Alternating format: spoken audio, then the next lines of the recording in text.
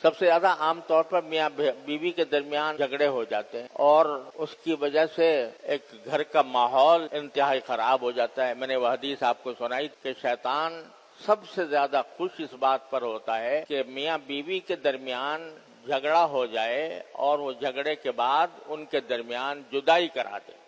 سب سے بڑا شیطان کی فتح، وہ اپنی فتح اس میں سمجھتا ہے۔ تو اللہ تبارک و تعالی نے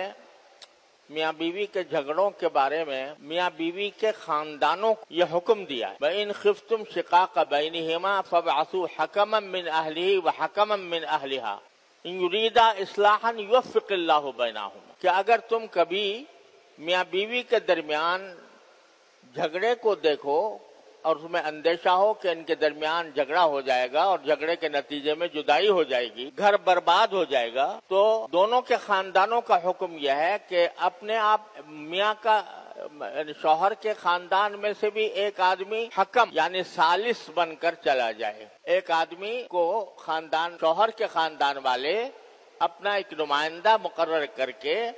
صلح کے لیے تیار کریں اور دوسری طرف بیوی کے خاندان والے اپنی طرف سے صلح کر کے اپنی طرف سے ایک نمائندہ بنا کر ان دونوں کو بھیجیں اور جا کر وہ میاں بیوی کے باہمی اختلاف کو ختم کرنے کی کوشش کریں۔ اور دیکھو دونوں طرف کا نمائندہ اللہ تبارک و تعالی نے کہا کہ ایسا نہیں ہے کہ کسی ایک طرف کے لوگ بیٹھ جائیں اور وہ طرفداری کا مظاہرہ کریں، تو اس کے بجائے دونوں کے نمائندے ہوں، شوہر کے خاندان والوں کا بھی ایک نمائندہ اور بیوی کے خاندان والوں کا بھی ایک نمائندہ، اور وہ جا کر دونوں کی باتیں سنیں اور دیکھیں بھئی کس کی غلطی ہے، کس کے اندر اصلاح کی ضرورت ہے، وہ اصلاح کرنے کی کوشش۔ اور اس میں ایک جملہ اللہ تعالیٰ نے یہ بھی فرمایا کہ ان یریدا اصلاحا، اگر یہ دو حکم، یہ دو نمائندے اگر اصلاح چاہیں گے، دل سے چاہیں گے کہ ان کے درمیان صلح ہو جائے، تو اللہ تعالیٰ ان کے درمیان موافقت پیدا فرما دیں گے۔ تو یہ اللہ تبارک و تعالیٰ نے ایک طرح سے وعدہ فرمایا کہ اگر نیک نیتی سے دونوں نیک نیتی سے بیٹھیں، یہ نہیں کہ شوہر کا جو نمائندہ ہے وہ ہمیشہ شوہری کی طرفداری کرے، بیوی کی بات کو ہمیشہ رد کرے، اور جو بیوی کا نمائندہ ہے وہ ہمیشہ بیوی کی حمایت کرے اور شوہر کی بات کو ہمیشہ رد کرے، نہیں، بلکہ غیر جانبداری کے ساتھ کسی کی طرفداری کے بجائے اللہ تبارک و تعالیٰ کا حکم یہ ہے کہ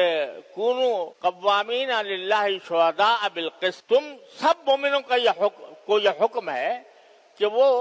اللہ تبارک و تعالیٰ کی خاطر انصاف کے علمبردار بنے اور اللہ کے گواہ بنے، طرفداری کسی کے نہ ہو، اللہ کی ہو، اللہ تبارک و تعالیٰ کے گواہ بن کر وہ جس بات کو حق سمجھیں اس کا اظہار کریں، جس بات کو باطل سمجھیں اس کو باطل قرار دیں، شہداء للہ۔ اور ایک جگہ فرمایا وَلَوْ عَلَىٰ أَنفُسِكُمْ، چاہے وہ گواہی تمہارے اپنے خلاف پڑتی ہو لیکن سچ بولو اور حق بات کہو، چاہے اس حق بات کے نتیجے میں تمہارا اپنا نقصان ہو رہا ہو، لیکن یہ نقصان بہت ہلکا ہے اس نقصان سے جو اللہ تبارک محفوظ رکھے۔ آخرت میں ناانصافی کا جو نقصان ہوگا اور اس کا جو عذاب ہوگا، اس کی جو سزا ملے گی، وہ یہ تھوڑے سے نقصان کے مقابلے میں بہت بہتر ہے۔ لہذا دونوں جب صلح کرائیں تو صلح کرانے میں کیا کریں؟ اتقوا اللہ کا سے ڈریں کہ کہیں ایسا نہ ہو کہ میں شوہر کی حمایت کر کے کوئی ناجائز کام کر رہا ہوں یا بیوی کی حمایت کر کے کوئی ناجائز کام کر رہا ہوں، بلکہ اللہ سے ڈر کے یہ سمجھ کر کہ مجھے جو کچھ میں کام کرنے جا رہا ہوں مصالحت کا، اس کے تمام باتوں کی جواب دہی مجھے اللہ تبارک و تعالیٰ کو کرنی ہے، وہ مجھے دیکھ رہا ہے۔ لہذا جب اس طرح کریں گے تو یریدا اصلاحا یوفق اللہ بینہما، اللہ تبارک و تعالیٰ ان کے درمیان موافقت پیدا فرما دیں گے، یہ اللہ تبارک و تعالیٰ کا وعدہ ہے۔ تو یہ ایک طرح سے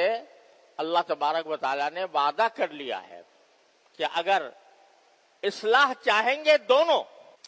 کسی ایک کی مخالفت موافقت حمایت نہیں، اصلاح چاہیں گے تو اللہ تعالیٰ ان کے درمیان موافقت پیدا کر دے گا۔ لہذا صلح کا اصل طریقہ تو یہ ہے کہ کوئی تیسرا آدمی بیچ میں پڑھ کر حق کے مطابق فیصلہ کرے اور شریعت کے مطابق فیصلہ کرے۔ آج کل بھی ثالثی ہوتی ہے باقاعدہ اس کے لیے سالس باقاعدہ اجرت پر جھگڑوں کا تصفیہ کرتے ہیں، باقاعدہ اجرت لے کر دونوں فریقوں سے، اور اس کے باوجود بعض اوقات جھگڑا ختم نہیں ہوتا۔ تو اللہ محفوظ رکھے، بغیر